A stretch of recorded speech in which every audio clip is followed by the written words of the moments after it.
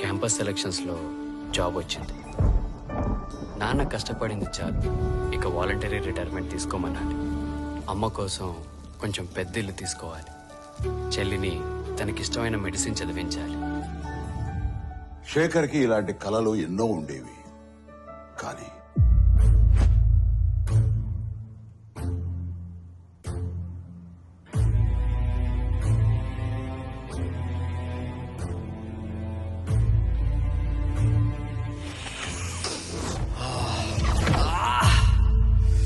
Drugs అలవాటయ్యాక శేఖర్కి తన కలలతో పాటు జీవితంలో మరెన్నో దూరం అయ్యాయి. అమ్మా, స్టోర్కి వెళ్ళొస్తానమ్మా.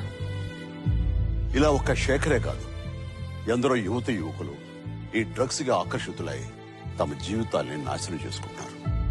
మీకు తెలిసి ఎవరైనా ఈ డ్రగ్స్ అమ్మటం గాని, కొనటం గాని, వినియోగించడం గాని చేస్తున్నట్లయితే ఆ సమాచారాన్ని వెంటనే తెలంగాణ యాంటీ నార్కోటిక్స్ బ్యూరోకి తెలియచేయండి. మీరు చేయాల్సిన ఫోన్ నెంబర్ 87-126-71111. మీ వివరాలు గోప్యంగా ఉంచబడతాయి.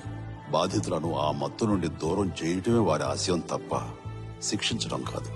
డ్రగ్స్ రహిత సమాజమే లక్ష్యంగా సాగుతున్న మన తెలంగాణ ప్రభుత్వ సంకల్పంలో నాతో పాటు మీరు చేతులు కలపండి.